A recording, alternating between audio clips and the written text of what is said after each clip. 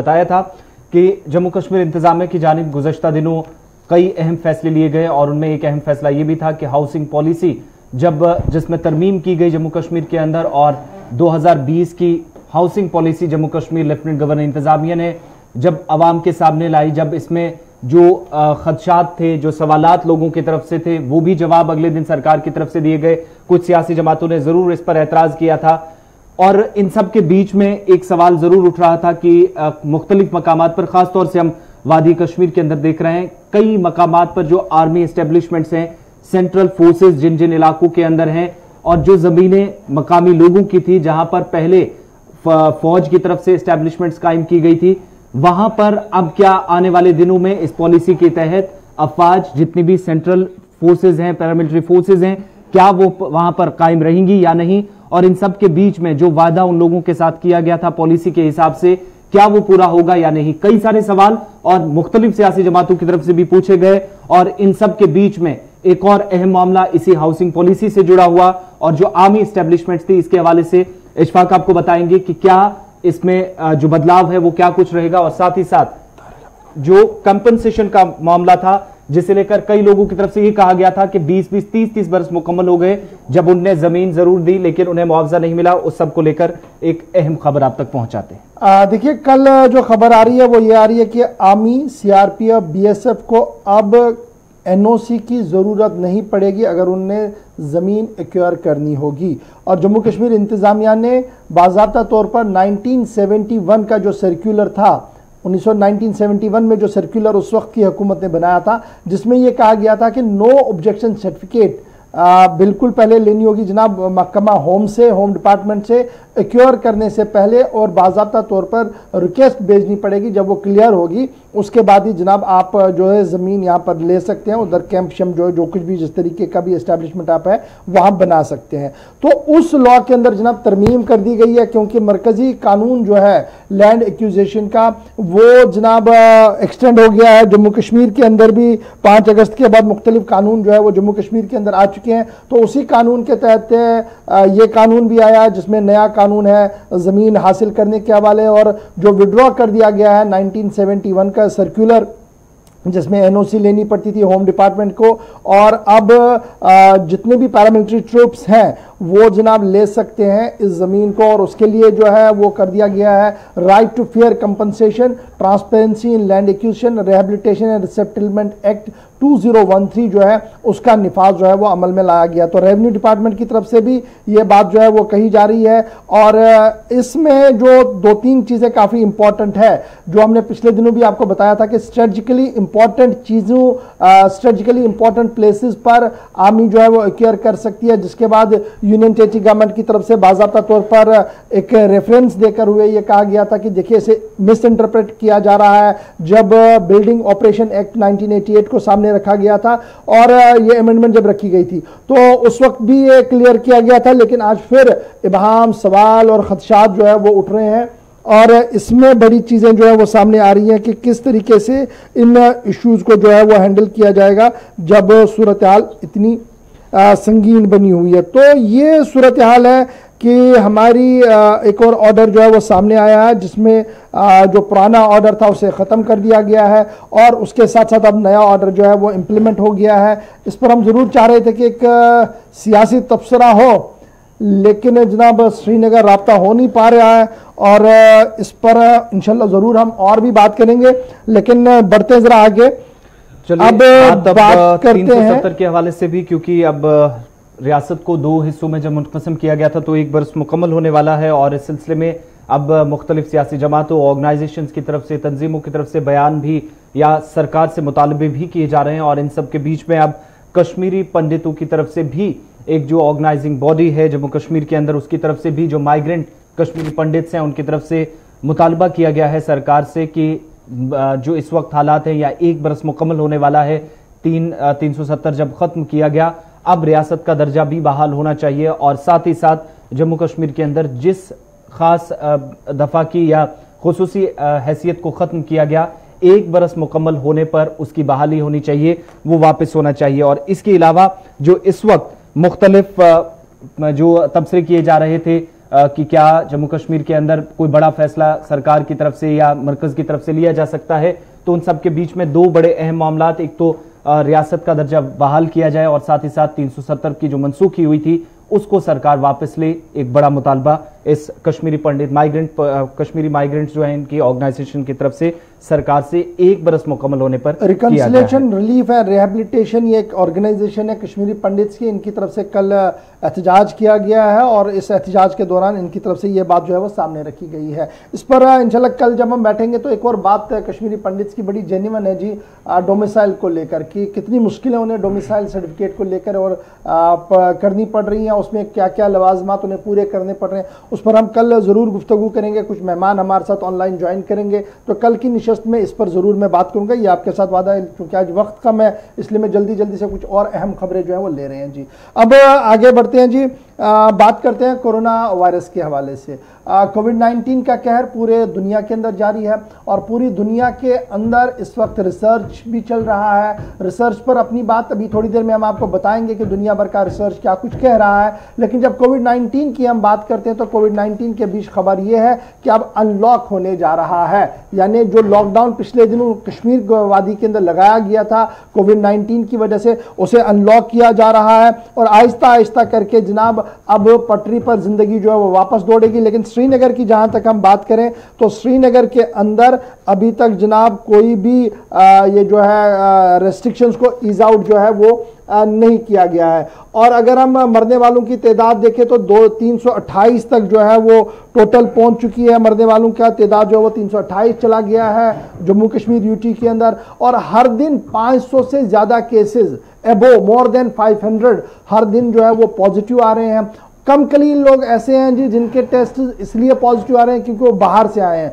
अक्सर 80 to 85% test जो हैं वो लोकल लोगों के हो रहे हैं और रैपिड टेस्टिंग जो है वो की जा रही है। हर एक जिले के अंदर जो है वो टेस्टिंग फैसिलिटी को बढ़ा दिया गया है। और इस बीच जो इस वक्त हमारे पास सईद फारूकी हमारे साथ ज्वाइन करेंगे, इनके पास चलते हैं और हमारे साथ additional deputy commissioner Srinagar Hani Balki साहब भी ज्वाइन करेंगे, उनके पास भी चलेंगे क्योंकि श्रीनगर वाला मामला जो है उसमें यह खबर है कि आज शाम तक लगातार जो है बंदिशें रहेंगी। सईद हमारे साथ ज्वाइन कर चुके हैं, सईद जरा अपडेट कीजिएगा जल्दी से पहले कि कोविड-19 की वजह से लॉकडाउन जो है अब अनलॉक होने जा रहा है, ईद की आमद है, बहुत कम दिन बचे हैं, तो किस तरीके का माहौल है, लोगों का मूड कैसा है, पहला वही मैटर करेगा, उसके बाद इंतजामिया के कदम पर बात करके लोगों का मूड क्या कुछ कह रहा है। देखिए गौहर, लोगों के हवाले से बात करें तो मिला जुला रद्दमल है। कई लोग तो ये कह रहे हैं कि कंटिन्यू होना चाहिए लॉकडाउन जिस तरह की सिचुएशन है, मगर कई लोग ऐसे भी हैं जो काफी ज्यादा सवाल खड़े कर रहे हैं, खासकर जो बिजनेस कम्युनिटी से जुड़े लोग हैं या ट्रांसपोर्टर, क्योंकि कोविड जो है, कोविड की जो तादाद है पॉजिटिव केसों की वो दिन ब दिन बढ़ती जा रही है। हम ये कह सकते हैं कि लॉकडाउन करने के बावजूद भी जो सिचुएशन है उसमें कोई फर्क नहीं आया है, तादाद बढ़ रही है और अफवाहें भी बढ़ रही है। अब लोग ये सवाल कर रहे हैं, अभी आप लाइव कर रहे थे, आपने जो ही ये मुद्दा उठाया तो मेरे फोन पे कुछ मैसेज आई इस हवाले से, क्या लॉकडाउन इसका इलाज है, क्या कितना लॉकडाउन सरकार करेगी, अगर लॉकडाउन कंटिन्यू करना है तो यहां बिजनेस सेक्टर जो है वो टोटली खत्म हो जाएगा, लोगों में मुफलिसी आ सकती है, तो इसके लिए सरकार क्या समझती है? क्योंकि डिविजनल इंतजामिया ने यह कहा कि हर एक डिस्ट्रिक्ट डेवलपमेंट कमिश्नर अपने तरीके से देख ले और 3 दिन के लिए फिलहाल कहा गया कि इसको ईज आउट किया जाएगा। अब 3 दिन के बाद, ईद के बाद क्या कुछ रह सकता है वो डिपेंड करता है सरकार पे, और ऐसा लग रहा है कि सरकार शायद दोबारा से लॉकडाउन करेगी जिस तरह का माहौल बना हुआ है। मगर जिस तरह अब लोग सवाल कर रहे हैं गवर या बिजनेस कम्युनिटी सवाल कर रही है, शायद ये भी एक सीरियस कंसर्न अब रहेगा सरकार के लिए, डिविजनल इंतजामिया के लिए, कि किस तरह बिजनेस कम्युनिटी के हवाले से अब सरकार सोचेगी।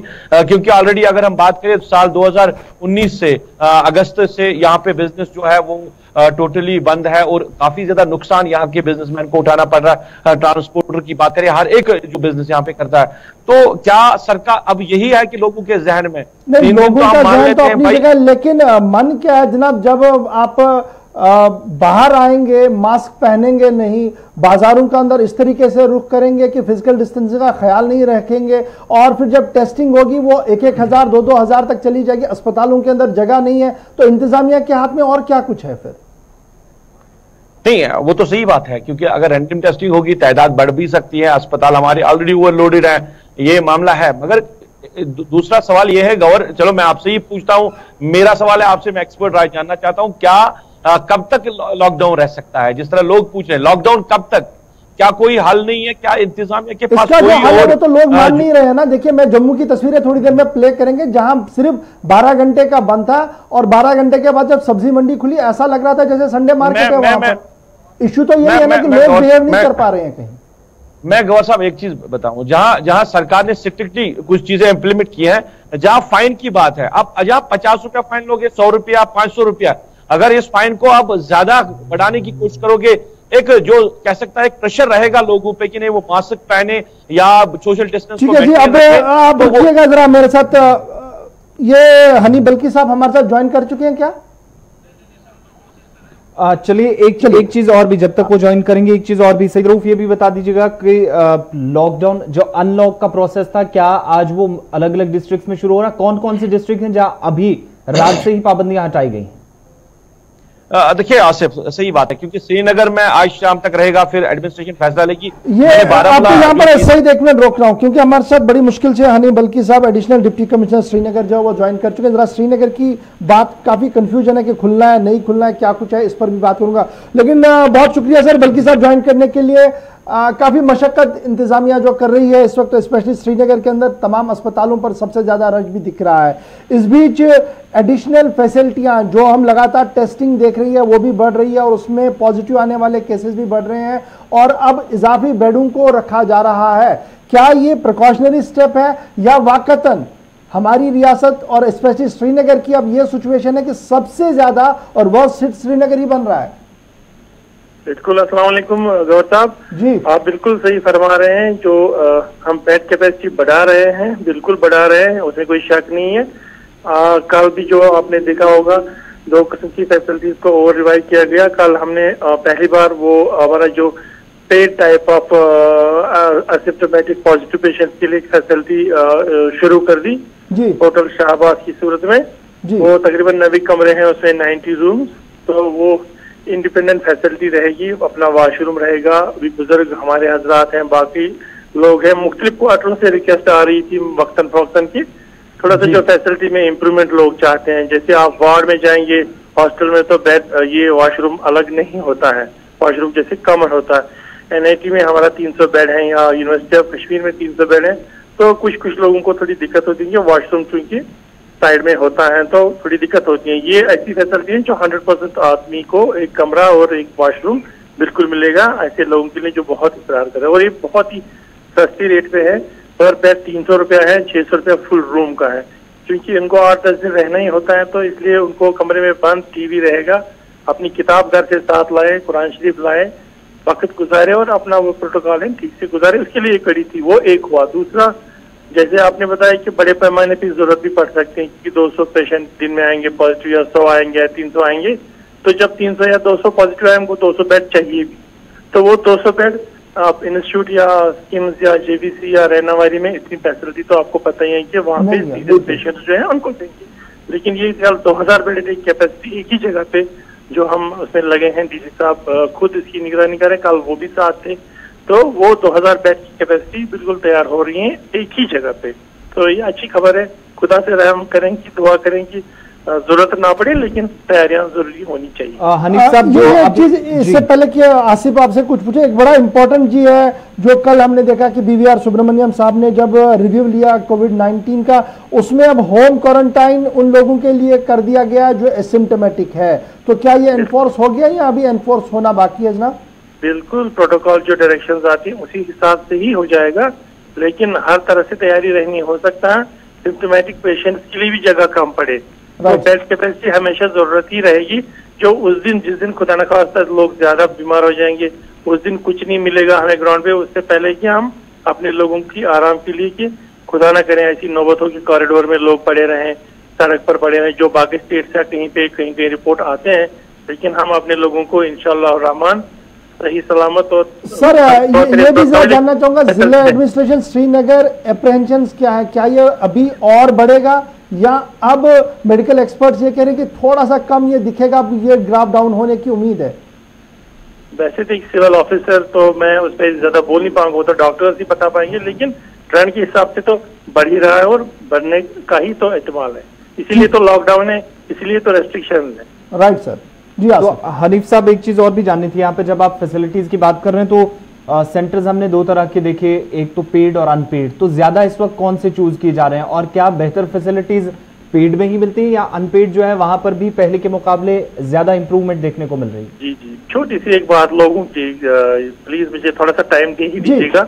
आमतौर पे ये होता है कि हम जब एनआईटी स्कीम्स के साथ मुंसलिक हैं या हमारा जो यूनिवर्सिटी ऑफ कश्मीर का मतलब आम लफ्ज में यूनिवर्सिटी का गेस्ट हाउस हमारा है, यूनिवर्सिटी का हॉस्टल और इंजीनियरिंग का पुराना इंजीनियरिंग कॉलेज का हॉस्टल, तो ये बहुत ही खूबसूरत जगह है। लेकिन इसमें एक दिक्कत आमतौर पर होती है, जब हॉस्टल में होता है तो वॉशरूम थोड़ा सा कॉमन होता है। हालांकि एहतियात करते हैं, आज लोगों की थोड़ी आदत में ये फर्क आ गई कि घर में भी अपना वॉशरूम, घर में भी अपना कमरा, लेकिन 99% लोग तो बहुत ही कोऑपरेट करते हैं अच्छे। कुछ लोगों को होता ही रहता है अप्रेंशन, नहीं जी वॉशरूम साफ नहीं है। आपसे ही गुजारिश करूंगा आपके चैनल के वसात से कि जब भी आदमी वॉशरूम जाता है तो वो एक पानी की बाल्टी फेंक ले, साफ कर ले, तो उससे कौन सी दिक्कत है। ये गुजारिश रहेगी मेरी उन लोगों से जो इन चीजों पे बोलते हैं, वीडियो अपलोड कर लेते हैं वॉशरूम ठीक नहीं है या कोई सफाई नहीं है। अपने कमरे का साफ करना और वॉशरूम साफ करना मेरी गुजारिश रहेगी। भी हम पता नहीं कहाँ जा रहे हैं जी, सब लोग ये आदत डाल ही लें कि अपना। एक बड़ी चीज जो इस वक्त भी पूछी जा रही है सोशल मीडिया पे हमसे, वो ये है कि जनाब टेस्टिंग में काफी ताखीर हो रही है और ऐसा लग रहा है कि जनाब कोई सिस्टम इन प्रॉपर नहीं है कि 2 दिन में टेस्ट आना है, 3 दिन में आना है। 20-20, 25-25 दिन हो गए हैं श्रीनगर के अंदर टेस्ट सैंपलिंग लिए हुए, लेकिन रिपोर्ट्स नहीं आ पा रही हैं। ये बिल्कुल सही बात है। जैसे एयरपोर्ट का है, एयरपोर्ट का इमीडिएट टेस्टिंग सिस्टम ये है कि जिस दिन जहाज आया दूसरे दिन उसका टेस्ट रिपोर्ट होके निकल जाते हैं। इसमें भी कैटेगराइजेशन है, जैसे ट्रैवलर है या फिर कॉन्टैक्ट है, उनमें टाइम लग जाता है। लेकिन एक छोटी सी बात है कि अगर आपको पॉजिटिव कॉन्टैक्ट है उसको टाइम लगता है 4-5 दिन 6 दिन। उसको वैसे भी प्रोटोकॉल होता है कि 6 दिन या 12 दिन का वो रेस्ट ही करें, तो टेस्ट अगर डिले हो जाए तो वो चल जाता है। लेकिन ये बात सच है कि टेस्टिंग में डिले मुख्तलिफ क्वार्टर से आती है। बल्कि साहब अब एक आखिरी चीज, चूंकि ईद की आमद है और उम्मीद यह है कि आज शाम तक श्रीनगर के अंदर बंदिशें तो रहेंगी, कल से क्या कुछ एक्सपेक्ट करें?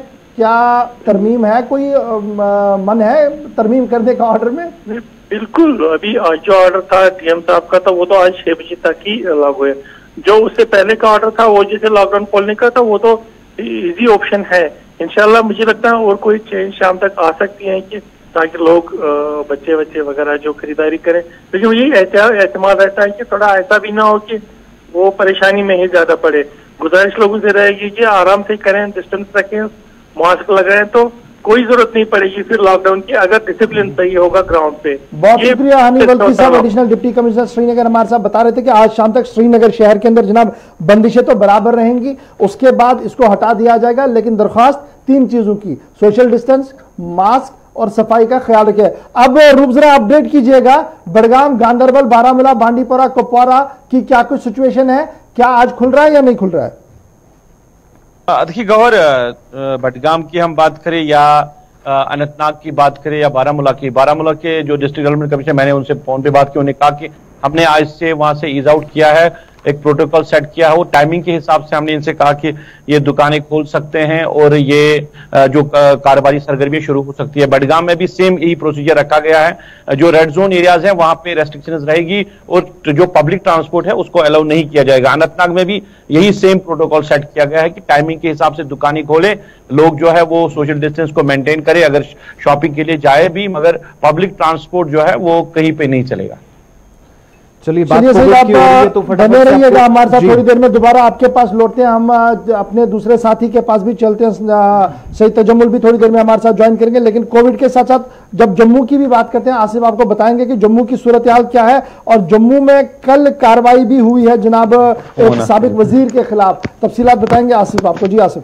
बिल्कुल, जम्मू के अंदर 2 तरह की चीजें हैं, जहां पर जो पहली बार हमने देखा कि वीकेंड लॉकडाउन किसी ये इस फॉर्मूले के तहत जब एडमिनिस्ट्रेशन चली है तो जम्मू के अंदर सबसे पहले तैयारियां हुई थी। और कल वीकेंड लॉकडाउन जहां खत्म हुआ, उसके साथ साथ हमने ये देखा कि जम्मू शहर के अंदर जब कल 6 बजे के आसपास सुबह, क्योंकि सुबह का वक्त जम्मू के अंदर ये रहता है आमतौर पर गर्मियों के सीजन में जम्मू शहर के अंदर जब लोग सुबह बाजारों का रुख करते हैं तो सबसे ज्यादा रश देखा जाता है आम दिनों में। जो कोविड-19 से पहले की सिचुएशन थी वो हम देखते थे वेजिटेबल मार्केट्स के अंदर। सबसे बड़ी सब्जी मंडी परेड या फिर बस स्टैंड के आसपास के इलाके जो सब्जी मंडी लगती है, और इसके साथ साथ जीएमसी के सामने वाले एरिया के अंदर भी इसी तरह की सूरत हाल रहती है। लेकिन कल एक बड़ी जो सब्जी मंडी है नरवाल मंडी जिसके नाम से जिसे जाना जाता है, जहां पर कश्मीर के लिए भी पूरी सप्लाई होती है, सब्जी फ्रेश वेजिटेबल्स या फ्रेश फ्रूट भी यहां से जाता है। इस मंडी के अंदर किस तरीके से सोशल डिस्टेंसिंग के नॉर्म्स हैं, गाइडलाइंस जो एडमिनिस्ट्रेशन ने जारी की हैं, जो स्टैंडर्ड ऑपरेटिंग प्रोसीजर हैं, उनकी खुलेआम धज्जियां उड़ाई गई। और ये उस दिन था जब वीकेंड लॉकडाउन के पहले दिन, यानी वीकेंड लॉकडाउन के 24 घंटे मुकम्मल होने के बाद दोबारा जब पाबंदियां हटी थी। इस पर मजीद बात के लिए हमारे साथ इस वक्त विनोद कुमार साहब हैं, सीनियर न्यूज एडिटर जम्मू से हमारे साथ ज्वाइन कर रहे हैं। बहुत शुक्रिया विनोद जी। कल हमने देखा कि वीकेंड लॉकडाउन तो खत्म हुआ, लेकिन उसके बाद 2 दिन जरूर सब्र किया लोगों ने, घरों में बंद रहे, एडमिनिस्ट्रेशन को पूरा सहयोग मिला, ताउन मिला। लेकिन उसके बाद जो नरवाल से तस्वीरें आई, कुछ और जगहों से सब्जी मंडी से, वो काफी ज्यादा तशवीश वाली बात थी। इसलिए क्योंकि 2 दिन तक अगर खुद पब्लिक सपोर्ट करती है तो उसके बाद इस तरह की चीजें निकलकर सामने आती है, एसओपीज की धज्जियां उड़ाई जाती हैं। क्या एडमिनिस्ट्रेशन पहले इन मकामात पर इंतजाम नहीं कर रही थी?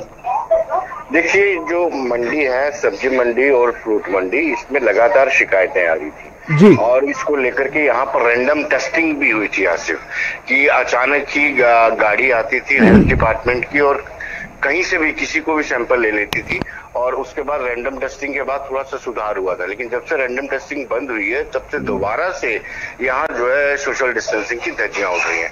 जब शुरुआत में लॉकडाउन हुआ था तब मंडी के लोगों ने कहा था कि सप्ताह भर के लिए मंडी हम बंद करेंगे, मंडी के प्रेसिडेंट ने भी ये कहा था। लेकिन तब आग्रह जो है एडमिनिस्ट्रेशन की तरफ से किया था कि सप्लाई ना टूटे, इसलिए आपको कंटिन्यू करना होगा। लेकिन ये बिल्कुल तय है आसिफ, चाहे ये सब्जी मंडी हो या जिसको अनाज मंडी बोलते हैं, वेयर हाउस, उसमें भी इसी तरह की सोशल डिस्टेंसिंग को वायलेट किया गया है, जो एक खतरनाक साबित हो सकती है। क्योंकि वेयर हाउस के पास जो नेहरू पुलिस पोस्ट है, जो पुलिस चौकी है, उसमें भी एक मुलाजिम जो है पॉजिटिव आया है। तो कहीं ना कहीं एहतियात बरतने की जरूरत है। अगर सरकार कोशिश करती है कि वीकेंड पे लॉकडाउन किया जाए, तो ये ना हो कि वीकेंड खत्म होने के बाद मंडे को आप इस तरह की से पड़ जाए कि जो वीकेंड के दौरान थोड़ी राहत मिली है, उल्टा उसको नुकसान हो। जी लेकिन इस लापरवाही पर कौन नजर रखेगा? कल कुछ मजदूर ये भी कह रहे थे कि सैंपलिंग होती है, टेस्टिंग होती है, उसके बाद वो मंडी के अंदर दाखिल हो जाते हैं जब तक रिपोर्ट आती है।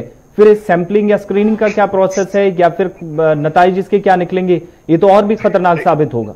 देखिए आसिफ, ये सबसे बड़ा ब्लंडर है कि आपने सैंपलिंग करने के बाद उस व्यक्ति को क्राउड में भेज दिया, या उस व्यक्ति को काम करने के लिए, या उस व्यक्ति को बाहर परिवार के साथ भेज दिया। या तो उसको आइसोलेशन में रखें या जो क्वारंटीन सेंटर रखें जब तक रिजल्ट नहीं आता है। दूसरी बड़ी बात यह है कि आसिफ, अब कहीं ना कहीं ऐसा लग रहा है कि जम्मू में भी बेड्स की कमी है। बेस कैंप को यात्रा के लिए तैयार किया गया था, वहां से सफाई कर दी गई थी। अब एक मरतबा फिर जो भगवती नगर बेस कैंप है उसको भी कहीं ना कहीं इसके लिए तैयार किया जा रहा है कोविड-19 के लिए। कल से वहां पर भी बेड लगा दिए गए हैं।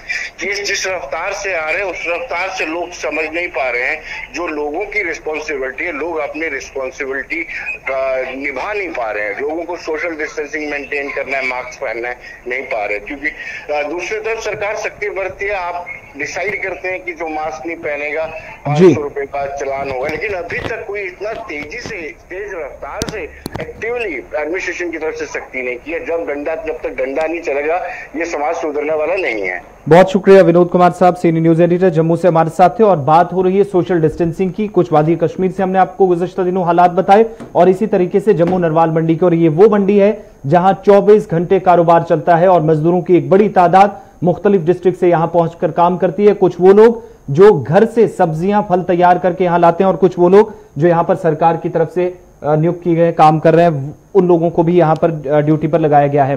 साथ ही साथ एक और मामला जम्मू से आपको ये भी बताते हैं कि कल जमीन हड़पने का भी एक मामला जब जिला सांबा से सामने आया, विजयपुर के इलाके से जम्मू पठानकोट नेशनल हाईवे पर, तो आपको ये बताते चलें कि जमीन हड़पने का ये जो जमीनी तनाजा है इसमें एक साबिक वजीर का नाम भी आया है। और रमकोट कठुआ का इलाका जहां के एक शख्स सतीश शर्मा नाम के एक शख्स ने कंप्लेंट लॉन्च की थी, शिकायत की थी पुलिस के पास कि 12 कनाल के आसपास जो अराजी है वो जम्मू पठानकोट शाहरा के नजदीक उसको हड़पने की कोशिश है, उसको ग्रैब करने की कोशिश की जा रही है और 6 लोगों के खिलाफ शिकायत दर्ज कराई, जिनमें एक साबिक वजीर का नाम भी शामिल आ रहा है, सामने आ रहा है, चंद्र प्रकाश गंगा का, जो साबिक वजीर रहे, पिछली सरकार में मिनिस्टर थे। इसी पर मजीद तफसीलात के लिए अपने नुमाइंदे के पास चलते हैं। हमारे साथ विजयपुर से इस वक्त हमारे साथ हैं सांबा से ऋषि खजूरिया हमारे नुमाइंदे, क्योंकि सांबा के अंदर काफी ज्यादा इस वक्त ये मामला सुर्खियों में है। पूरी डिटेल्स क्या है ये भी बताइएगा ऋषि, और अब क्या पेशरफ्त हुई है रात से अब तक, कुछ मजीद डिटेल्स इसमें मिल पाई हो? देखिए, सबसे बड़ा मामला सामने आया, मैं आपको बता दूं कि चंद्र प्रकाश गंगा जो कि कद्दावर नेता है, भारतीय जनता पार्टी के फॉर्मर मिनिस्टर रह चुके हैं, इनके खिलाफ, इनके 2 भाइयों के खिलाफ, 2 भतीजों के खिलाफ और एक अननोन पर्सन जो बताया जा रहा था, जो कि जेसीबी लेकर उस पर्टिकुलर लैंड के ऊपर गया है, यहाँ पर उसने जेसीबी चलाई है। ये पूरा मामला ये है कि सतीश कुमार है जो भारतीय जनता पार्टी के ही नेता हैं, ये बिलावर कॉन्स्टिट्यूएंसी से इलेक्शन भी कॉन्टेस्ट कर चुके हैं निर्मल सिंह जी से पहले। उनकी ये जगह है विजयपुर के सलमेरी गांव में, ये 12 कनाल की जगह है। ये इन्होंने एक आरएसपुरा की लेडी है, विडो लेडी है, उनसे ये जगह खरीदी थी सतीश कुमार ने, और उसके बाद उसने पूरी पैमाइश जो थी ये रेवेन्यू डिपार्टमेंट के ऑफिशियल से करवाई थी, पूरी जो डिमार्केशन करवाई थी, और ये डिमार्केशन करवाई थी 23 तारीख को।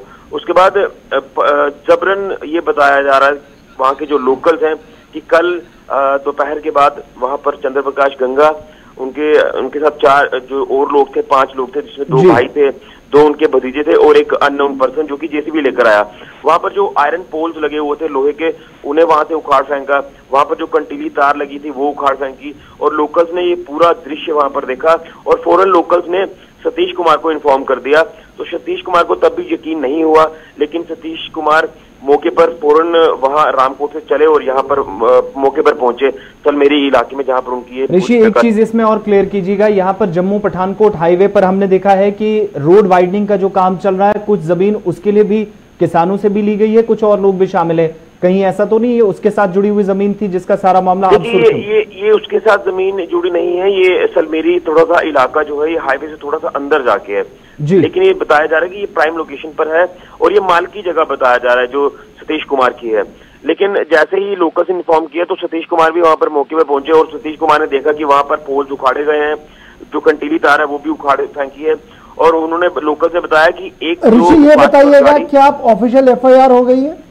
जी बिल्कुल, एफआईआर लॉन्च हो चुकी है। उसमें साफ तौर पर ये कहा गया है कि जो मंत्री है, जो एक्यूज नंबर 5 का जिक्र किया गया है, वो है चंद्र प्रकाश गंगा। उन्होंने टेलीफोनिकली सतीश कुमार को ये थ्रेटनिंग भी की है कि अगर आप हमारे रास्ते में आए तो आपको मार दिया जाएगा। चलिए, बहुत शुक्रिया ऋषि हमारे साथ ज्वाइन करने के लिए। भारतीय जनता पार्टी के अगर आप देखेंगे ट्रैक रिकॉर्ड में दूसरा लीडर जम्मू से, इससे पहले जिन्हें पार्टी से बाहर किया गया था, लाल सिंह साहब कद्दावर नेता है जम्मू के, उनके खिलाफ भी इसी तरीके के इल्जामात है और सीबीआई उसकी इन्वेस्टिगेशन कर रही है उनके ट्रस्ट को लेकर के, उन्होंने जंगलात की जमीन को हड़प किया है। यहाँ पर जनाब टेलीफोनिक कन्वर्सेशन है और वो एविडेंस के तौर पर पुलिस के सामने है, और यहाँ पर सीपी गंगा साहब जो है उनके खिलाफ जो है वह कार्रवाई हुई है। बहरहाल यहाँ पर एक छोटे से ब्रेक के लिए रुक गए, ब्रेक के उस पार जब आएंगे तो 2 बड़ी अहम